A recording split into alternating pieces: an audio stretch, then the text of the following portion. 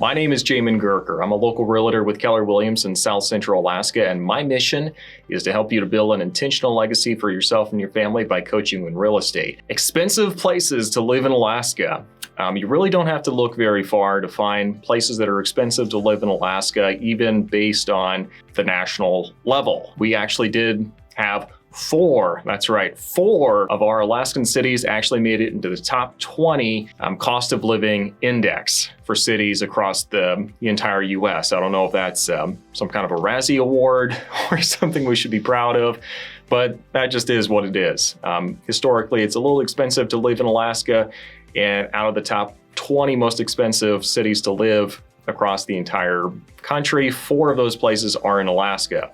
So I'm going to be breaking down which cities are the most expensive to live in Alaska, and more importantly, I'm going to be breaking down what makes them so expensive.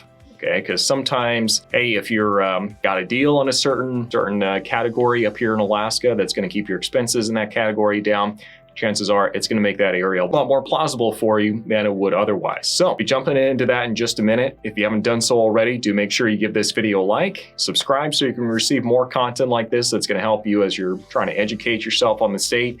And let's go and jump into the video today, talking about the most expensive cities in Alaska and what makes them expensive. Before we get started, what I do want to point out is the cost of living index is really what we're using here. To really look at all the other cities across the nation. So it's not looking just at overall how expensive it is or overall how much money people make in the area. What they're doing is they're comparing the expenses in the area with the average income in the area.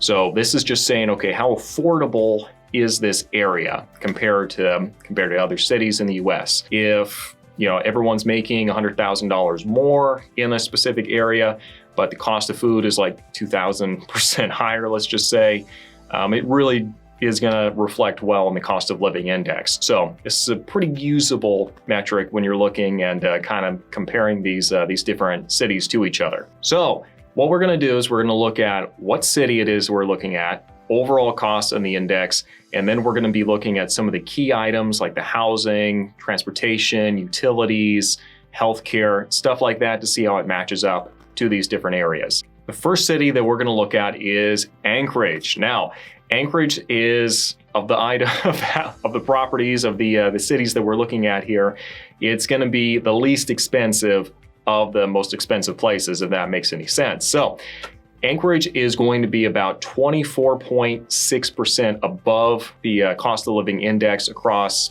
all the rest of the United States. So roughly about 25%. We're looking at groceries, it's roughly about 25% over the cost of living index. For housing, it's going to be about 35%. Looking at the cost of transportation in Anchorage, it's only about 5% above the average for the cost of living index. So actually not doing too bad there. But looking at the healthcare, this is where it starts getting a little bit more expensive. It's about 49% above the average cost of living index. So cost of healthcare in Anchorage is going to be high. Utilities, fairly high like what we said, but by and large, at least for Alaskan cities, it's going to be a pretty good option for you. Now, there's going to be a bit of a caveat I'm going to add to the Anchorage cost of living index that we'll talk about in a little bit more detail further on. Next city on our list is going to be slightly more expensive at Anchorage, at being about 24.8% above the average cost of living on the index. And this city is going to be Kodiak. So like I said, Kodiak is going to be more expensive. Groceries is going to be about 44% above what the average cost of living index at least is for groceries. And this is very understandable. It's very challenging to get stuff to Kodiak as it is an island. So that's cost of food is always going to be higher there just inherently because of that. Secondly, looking at the cost of housing, this is actually only about 16% above the average for the cost of living index here. So that's promising. Looking at the cost of utilities in Kodiak, I'm kind of surprised at this one because they said it's actually about 32% above the average. And Kodiak is usually a little bit more of a kinder environment, so I would expect to see that a little bit lower, but that's what the numbers say. Actually, looking at the cost of transportation in Kodiak, it's going to be a little bit lower than what we see in other places. So it's actually about 10% for transportation on Kodiak Island. and we're looking at healthcare, it's going to be about 62% above the average cost of living index. So this isn't too surprising if we're looking at Kodiak, at least for transportation. I would expect to see it a lot smaller, honestly, just because there's not a whole lot of places you can go on Kodiak once you get a car there.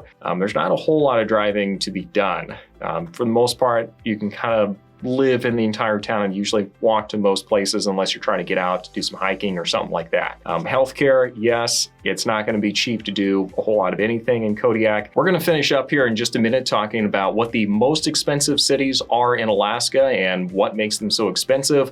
But before we do that, if you haven't done so already, do make sure you go to my website and register there for a free relocation guide. And what that'll do is actually answer some of the basic questions that a lot of people have as they're moving up here to Alaska.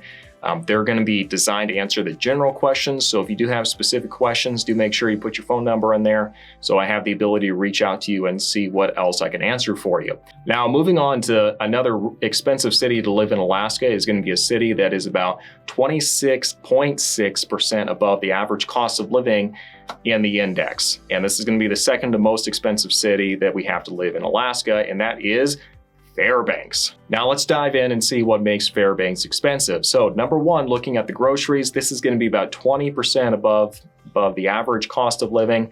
So not too bad. Cost of housing, only 10. So that's respectable. Looking at the cost of utilities, 127% above the average. So that's exactly what's making Fairbanks so expensive. It is a more extreme climate up there. It does actually get those cold temperatures that gets all the headlines. And the summers are going to be pretty toasty and warm as well. So yeah, okay, I can totally see that. Cost of utilities and everything is going to be pretty high up in Fairbanks. Additionally, the cost of transportation is going to be a little above the average in Fairbanks at about 13% over the average.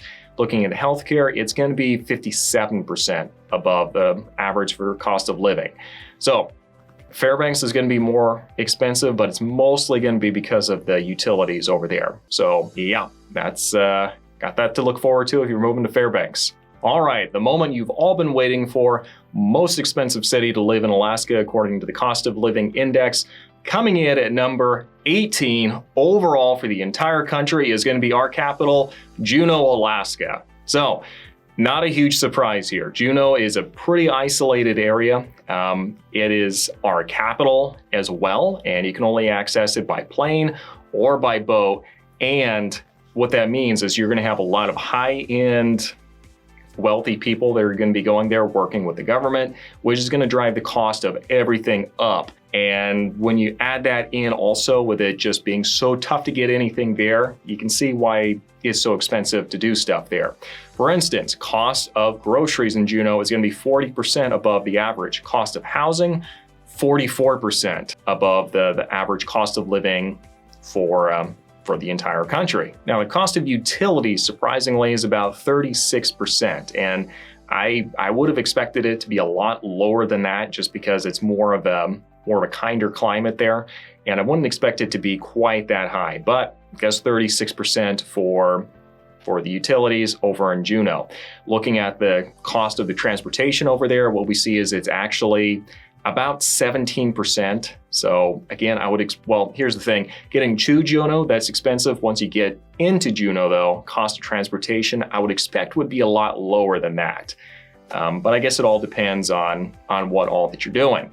And looking at the healthcare, this is going to be roughly about 57% if I remember off the top of my head. So cost of healthcare in Juneau is going to be pretty high. One final thing that I found very interesting in this report, which by the way is from the Alaska Economic Trends magazine, a quarterly magazine that comes out by the state. I actually interviewed one of their lead economists, Neil Freed, for a podcast interview. So make sure you check that out in the podcast down below. But the interesting thing about this is they were looking at housing in South Central Alaska and kind of looking at the most affordable option that Alaskans use here in order to keep one of their big expenses down as low as they can. The way that we really keep our expenses down in South Central Alaska, where most people who live in Alaska live in South Central Alaska, not these other smaller places, In South Central Alaska, what a lot of people do is they actually live in the Mat-Su Valley and they work in Anchorage. So looking at that, what they did in the magazine is they break it down on page 11 and show, okay, how many incomes do you need in order to afford to buy your own house? And what they actually saw is for the people who are living in the Mat-Su, working in Anchorage, what they saw is they only needed about 0.94 incomes in order to make it happen. That was the most affordable option that a lot of people had. So if you're looking for ways to kind of keep expenses down while still living in Alaska, that's probably going to be one of your better housing options. As a little side note, in the magazine as well, they did point out that this is the most affordable that's been in Alaska for housing since 1992, just because of the low interest rates. Not something you would really expect to see with all the headlines about prices soaring through the roof, but you have to look at the full picture and really understand how the numbers actually play out and how big of an impact the interest rates really are. So I hope you really enjoyed it and you really got a lot of great information out of this. If you want to check out the magazine for yourself, there's going to be a link for that right down below in the description section for this episode. And do make sure to check that out. And if you have any questions, feel free to reach out to me and be happy to help as best I can.